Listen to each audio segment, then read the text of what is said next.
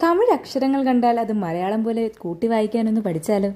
മലയാളവുമായി വളരെ റിസംബ്ലൻസ് ഉള്ള, മലയാളത്തിലെ എല്ലാ അക്ഷരങ്ങളുമായി റിസംബ്ലൻസ് ഉള്ള വ്യഞ്ജനാക്ഷരങ്ങളാണ് നമ്മളിന്ന് നോക്കുന്നത്. നമുക്കിന്ന് തമിഴിലെ വ്യഞ്ജനാക്ഷരങ്ങളൊന്ന് പഠിച്ചാലോ? മലയാളത്തിലെ വ്യഞ്ജനാക്ഷരങ്ങളിൽ ക, ച, ഡ, ത, പ അവയുടെ എല്ലാം അറ്റത്ത് വരുന്ന ങ, ഞ, ണ, ന, മ എന്നീ 10 അക്ഷരങ്ങൾ മാത്രമേ വ്യഞ്ജനാക്ഷരങ്ങളിൽ തമിഴിലുള്ളൂ. ഈ 10 അക്ഷരങ്ങളും നമുക്കൊന്ന് നോക്കിയാലോ? മലയാളം പോലെ തന്നെ വളരെ റിസംബ്ലൻസ് ഉള്ള ഒരു റൈറ്റിംഗ് ലാംഗ്വേജാണ് തമിഴ്. അപ്പോൾ അത്ര എളുപ്പത്തിൽ തന്നെ നമുക്ക് തമിഴും പഠിക്കാം.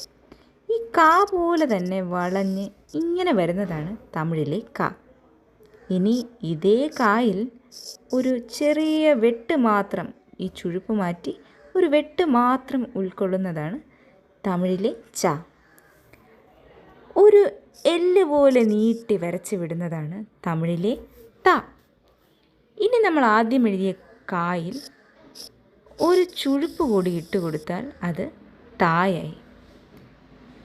ഇനി നമ്മുടെ ടായിൽ കൂടെ തന്നെ, അല്ലെങ്കിൽ നമ്മുടെ സ്വന്തം പായിൽ തന്നെ ഒരു ചുഴുപ്പില്ലാതെ സ്ട്രെയിറ്റ് ലൈനായി ഇങ്ങനെ മുകളിലോട്ട് പോകുന്നത് പ. ഇനി നമ്മുടെ ങ, ഞ, ണ, ന, മ തമിഴിൽ എങ്ങനെയാണെന്ന് നോക്കിയാലോ? ഒരു പയ്യൻ്റെ സിമ്പലിട്ട് അതിൻ്റെ അറ്റത്തൊരു ച എഴുതിയാൽ അത് ങായായി. ഇനി നമ്മുടെ ഈ ഞായിൻ്റെ ഈ തുടക്കം ശ്രദ്ധിച്ചില്ലേ? ഇതുപോലെ തന്നെ ഒരു തുടക്കം ഇട്ട് കൊടുത്ത് അതിനെ ചുഴിച്ച് കൊണ്ടുവന്നാൽ ഞായായി. ഇനി നമ്മുടെ മലയാളത്തിലെ ണ തന്നെ കുറച്ചധികം ചുഴുപ്പുകളോടുകൂടി ഇട്ട് കൊടുത്ത് മുകളിലൊരു വരയും കൂടെ ആയാൽ അത് ണായായി. ഇനി നമ്മുടെ തായിനൊരു ചുഴുപ്പ് വന്നതുപോലെ തന്നെ കാ ചുഴിഞ്ഞാണ് തായ് ഉണ്ടായതല്ലേ? അതുപോലെ നമ്മുടെ ഈ പൈ പോലത്തെ സിമ്പിൾ ചുഴിച്ച്, ങ്ങായിലെ പൈ പോലത്തെ സിമ്പിൾ ചുഴിച്ച് ഒരു വളവോട് കൊടുത്തു കഴിഞ്ഞാൽ അത് നായായി. ഇനി നമ്മുടെ മായൻ്റെ ഈ ഒരു പരിപാടി ഉണ്ടാക്കാൻ ശ്രമിച്ച, അല്ലെങ്കിൽ ഇവിടെ നിന്ന് വന്നതാണെന്ന് തോന്നുന്ന രീതിക്ക് നമ്മുടെ ധ പോലെ എഴുതിയാൽ അത് മായായി. അപ്പോൾ നമുക്ക് നോക്കിയാലോ?